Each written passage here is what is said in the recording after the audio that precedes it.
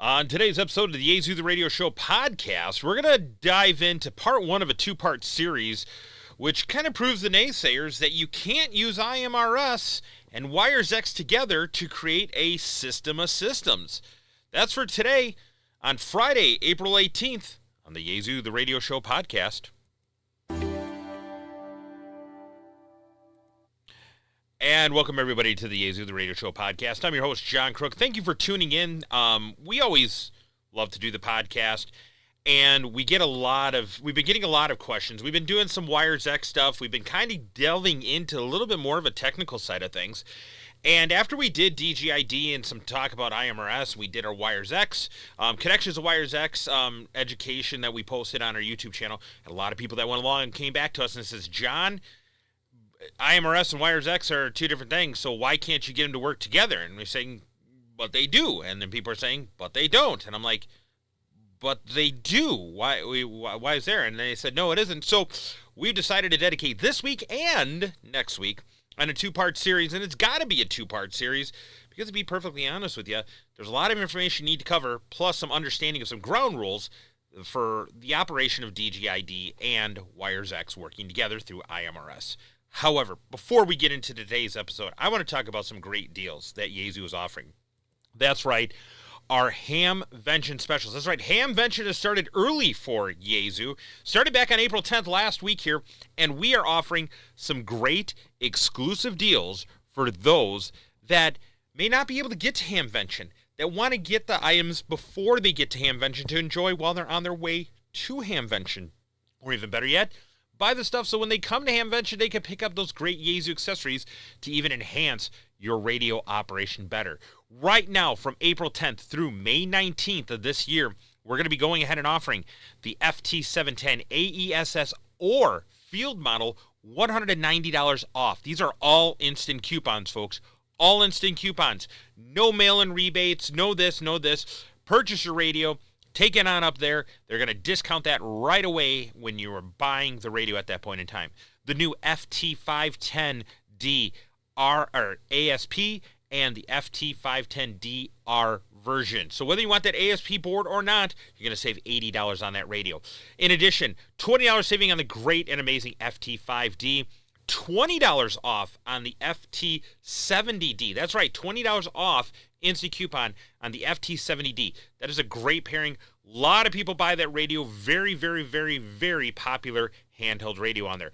But you know what? We've been getting a lot of people saying, John, I'm not into digital. I want analog. Give me some analog specials. And we did. We are going ahead and offering the VX6 for $40 off on an instant coupon and the FT60R for $20 off. If you are one of those people that need a good backup handheld radio, hey, I need an analog radio to put in my Go kit, my Go bag, carry with me, travel with me. I travel with mine all the time. You can get $40 off the VX6, which has a watt and a half on 220, or the tried and true FT60 for $20 off. That FT60 is an amazing radio, 5 watts, either with the nickel metal hydride battery that comes with it, or the optional AA battery pack. Right, the only radio that we have on the market right now that with the full AA battery pack, you still get full 5 watts of power. Hey, get these deals before they're gone. Because I'll tell you what, we've already had a lot of people that have started to get these deals, these pre-Hamvention specials on there, so they can get and start enjoying those Yaesu radios now. Alrighty, so before we get into today's episode here, we have to understand some setup and some rules, alrighty? These are important because if you don't follow the setup and the rules, it's not going to work right for you. And that's going to create confusion hands down. So we're going to first dive into some of the rules for WiRES-x when we're setting up this integration to WiRES-x and the IMRS work together. Now, what I'm going to talk about with the WiRES-x here is actually going to go also transpose onto, let's say you don't have IMRS. Let's say you just want to feed a repeater over the air with WiRES-x. A lot of people don't understand that on there. So, first of all, diving into the WiRES-x side of things. First and foremost is all I can say is the WiRES-x setup cannot be directly directly connected. Yeah, can't talk. Directly connected to the repeater. There, I finally got it out. So with this setup, it cannot be directly connected to the DR2X. Now, let me back up here, I guess even one step further. This combination of WiRES-x and IMRS is only going to be together for the DR2X. The DR1X, the DR1XFR, does not do IMRS at all. So it's not going to apply to the DR1X, DR1XFR. It's going to be applying to the DR2X with the LAN card installed. So with that being said, you know that if you have a DR2X and you have the LAN card installed and active, you can't use the HRI 200 connected to it anyways. Not a big deal. Most people don't. But this case, in this scenario, you cannot have the HRI 200 physically connected to the DR2X. Not going to go ahead and work in any way, shape, or form. Now, next part comes into understanding what you're going to do. So if you're going to be using and linking a Yaesu WiRES-x room to a DR2X for IMRS connectivity, then what you need to do is you're going to need to use the HRI 200 with one of the donor radios. All right, but this is going to have to be off-site, or it's going to have to be non-physically connected. I don't want to say off-site because some people think, oh, I got to host it like my house or something like that in there. No, some people actually have internet and connectivity for the internet at a tower site.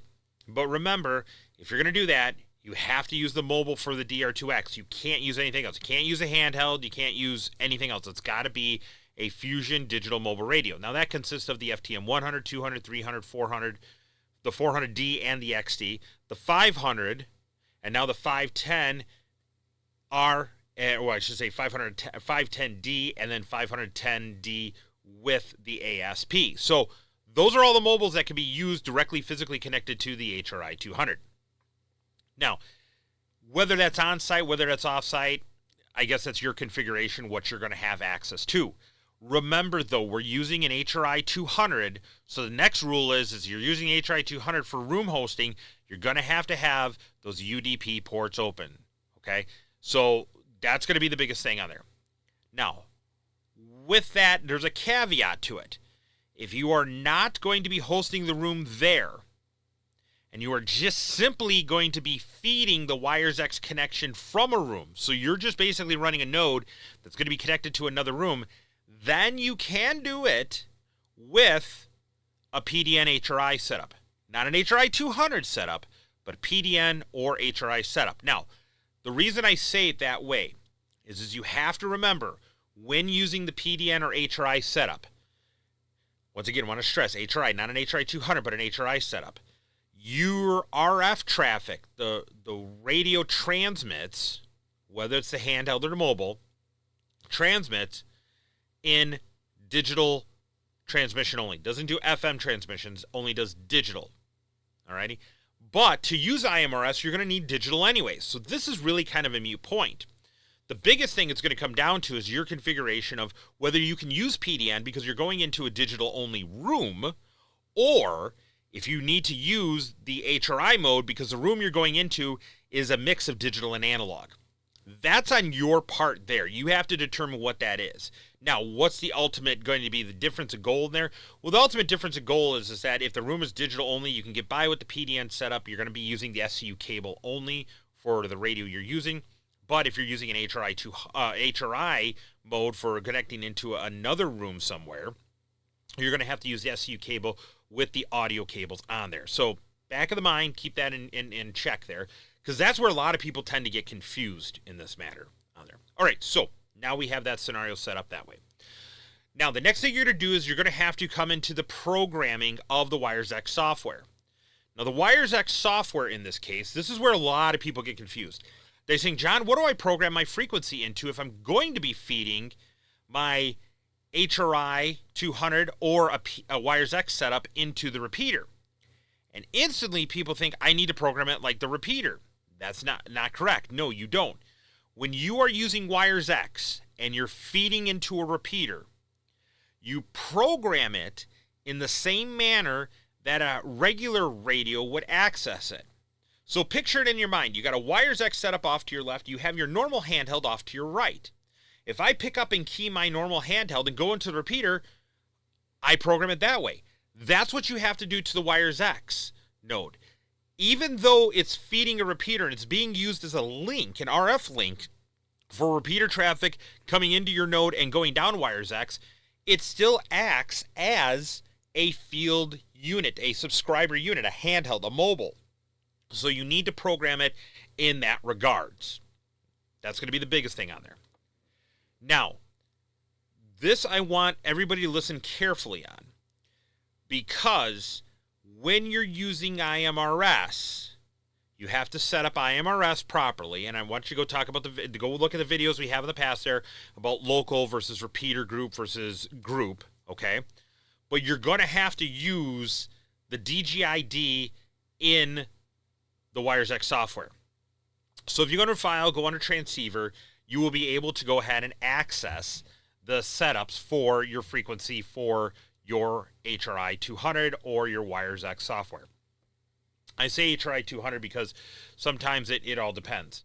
But remember, a couple things need to happen. One, if you're using the HRI 200, you're going to be setting the frequency and everything within the software. Okay? If you're using PDN, you're going to be setting it outside of the software. But if you're using HRI mode, you're going to be setting it inside the software. I stress that because what will end up happening is people will sometimes tend to program the radio for what they want to use. So once again, let's say my repeater. We'll just use my repeater. 147.255, positive 600 kilohertz offset, so I transmit into the repeater on 147.855. Okay? When I transmit, my radio transmits 600 kilohertz. Now, when it goes in digital, I'll have to select the DGID. We're going to get to that in 1 minute. But what will end up happening is people will say, okay, wait, I'm going to use this radio as my node, let's call it, okay? Whether it be PDN, whether it be HRI, whether it be the HRI 200 as a donor radio. They program the radio first, then put it into WiRES-x mode. They connect it to their computer, and then the WiRES-x mode in the HRI 200 setup is going to take the data that's in WiRES-x and change it, which sometimes may not be the same thing. The HRI mode, going to be the same thing. The PDN, you have to go ahead and handshake it with it. So the PDN's okay in that case, but it's important to understand that if you're going to be using HRI mode or HRI 200 setup, you have to set that in the under Files, Transceiver, and set that in the WiRES-x software. Now, when it comes to DGID in a WiRES-x setup, it is automatically going to be the same for transmit and receive. In this case, you cannot use a sub DGID.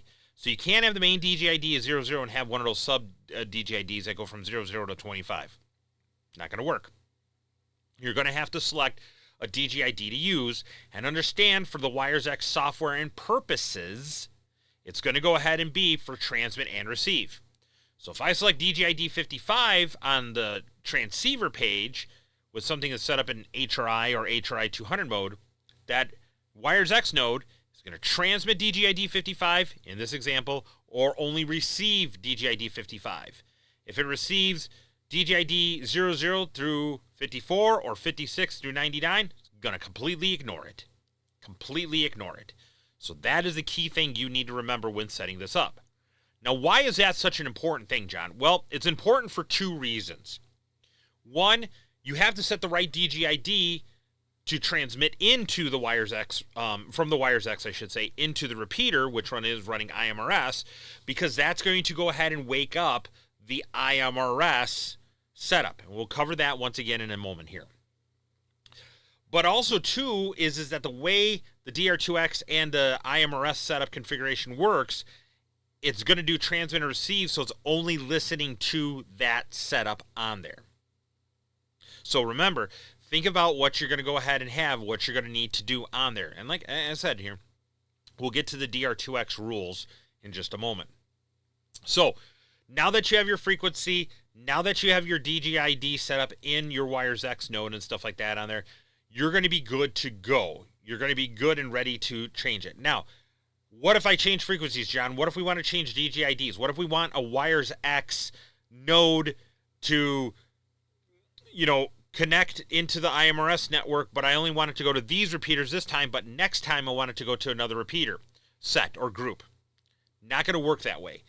You can only change the DGID within the WiRES-x software. So if you want to change it, let's say, for example, you have a net on Tuesday nights at 7 p.m., alrighty, and you want to go to DGID 33, well, then you're going to have to manually go into the WiRES-x software, change it to 33, and then after you're done, change it back. It's not selectable remotely. And the reason being is that DGID is, in essence, like a signaling access or selective access setup on there. Okay, DGID is like, as we've talked about, CTCSS, right? So where you want to go, how you want to access it, that's CTCSS. It's not a talk group. It's not anything like that whatsoever. It's like selective access. That's why you kind of set it and forget it. Alrighty.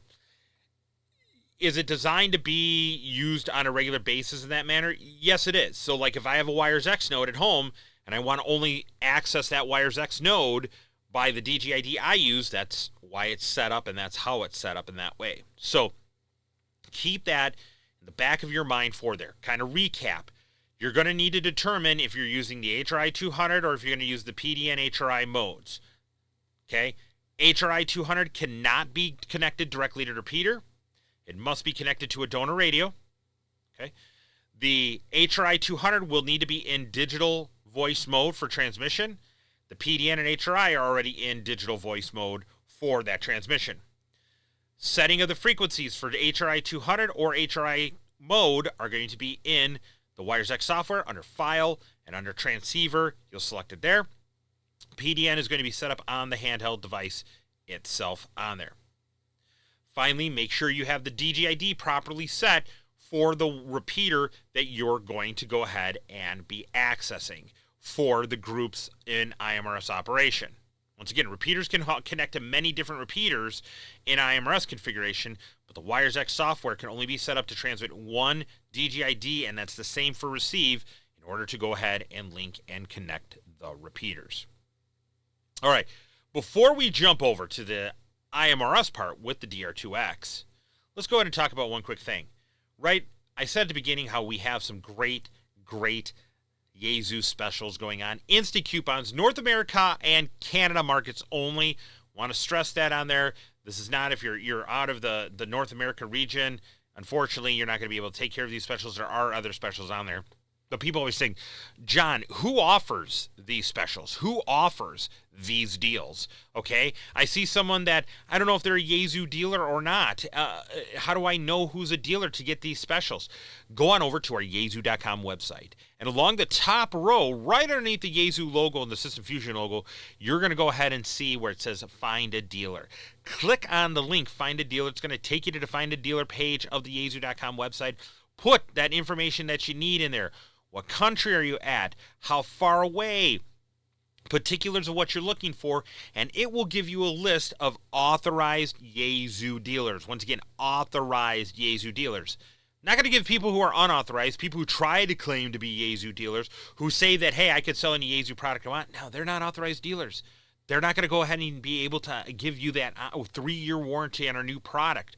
All those specials come on new radios, which gives you a 3-year warranty on there. An unauthorized dealer, they don't do that for you, okay?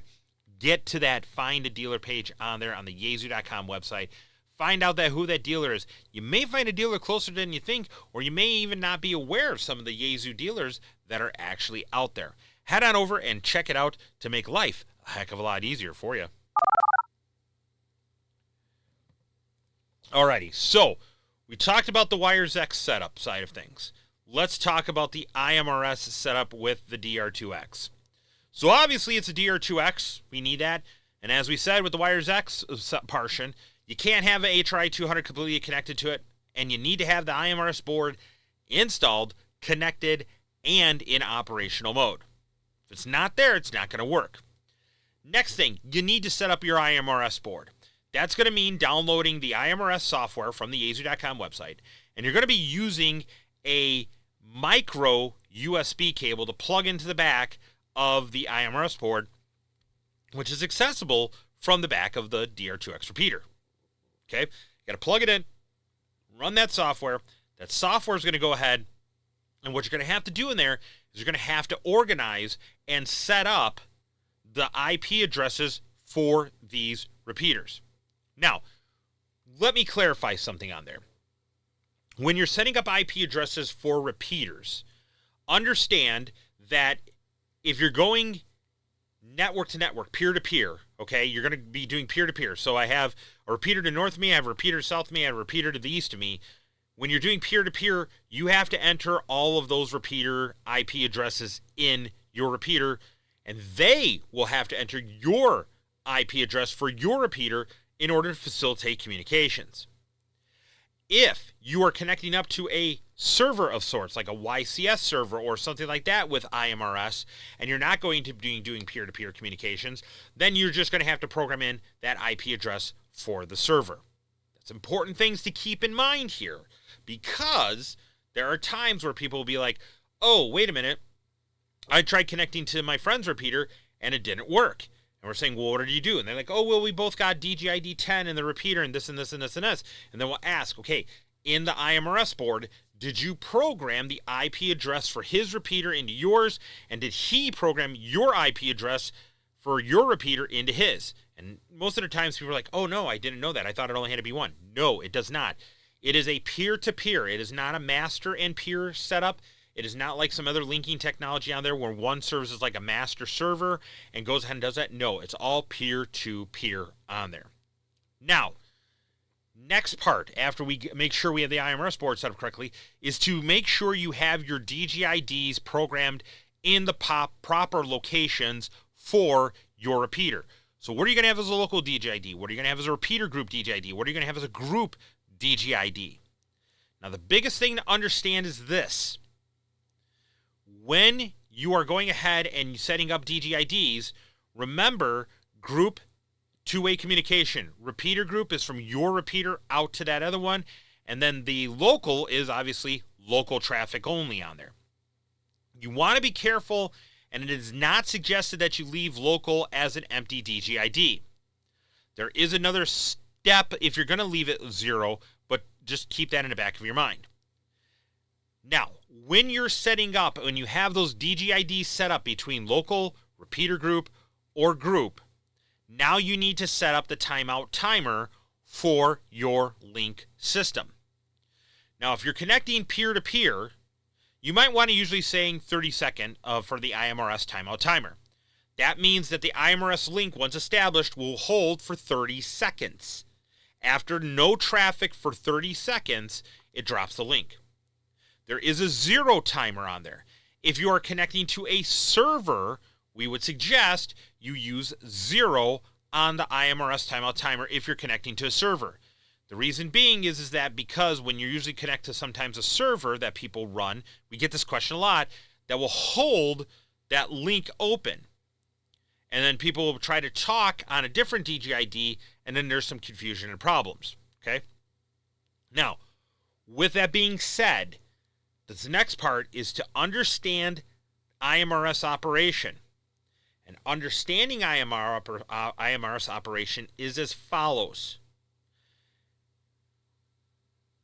Regardless of the DGID you use to initiate a link, while the link is established, any DGID programmed into the repeater, whether that be the local one, the repeater group, or any groups, will keep that repeater link active.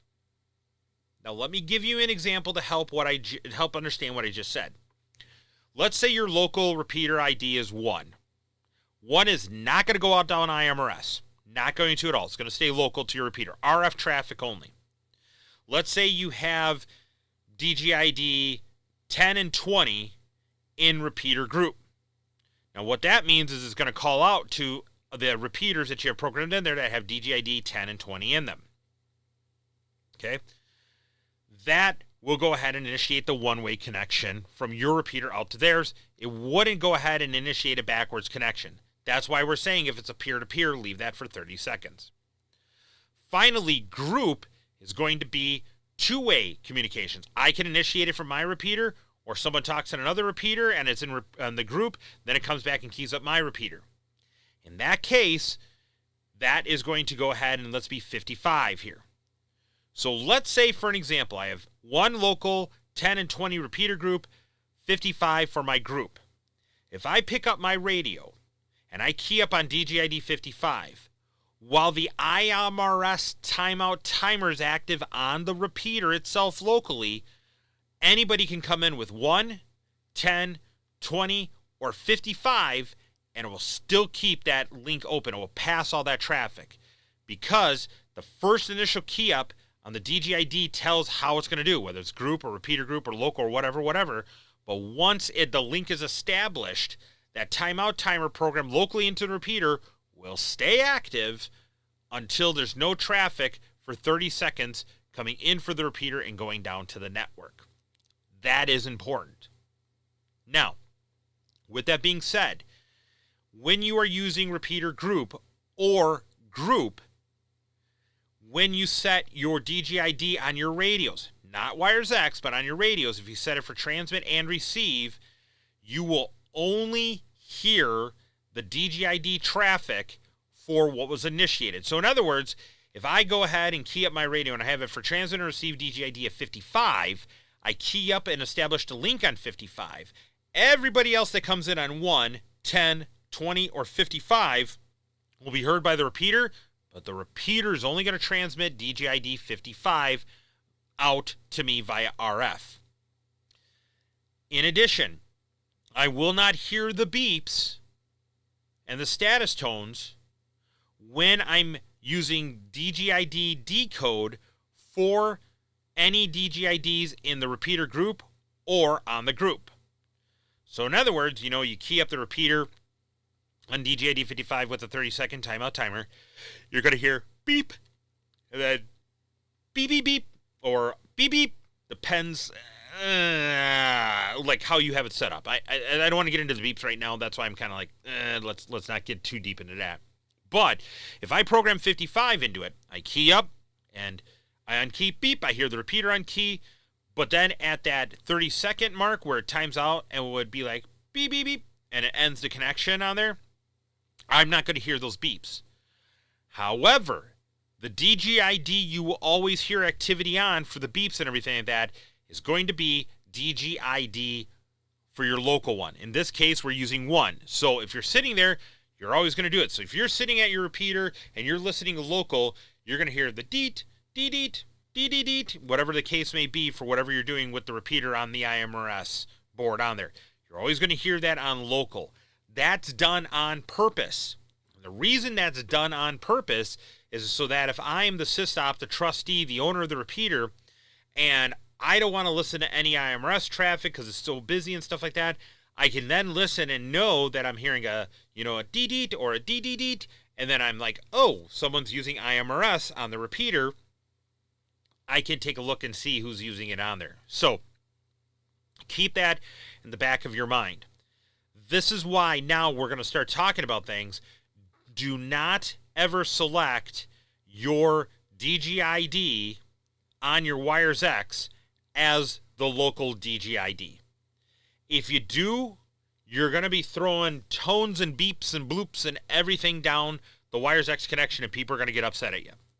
In addition, this is why WiRES-x uses one DGID for both transmit and receive.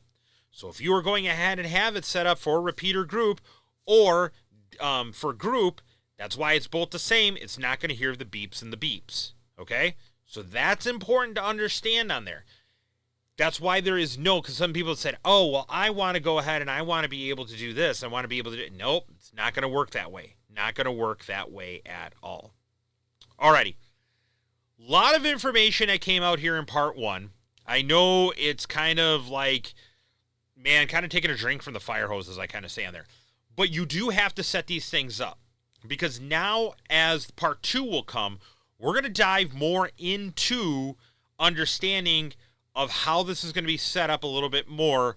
And understanding this first part here is going to go a long ways on things on there. So, tune in next week for part 2 of WiRES-x and IMRS together forever. And then we will see you on part 2 next week. This is part 1 now, and then you'll be able to understand the full aspect of everything going on and taking place. So until then, everybody, thanks for tuning into the show. Thanks for all of our loyal Yaesu customers. Thank you for the feedback and everything. I want everybody to stay safe, take care, and we'll catch you on down the log.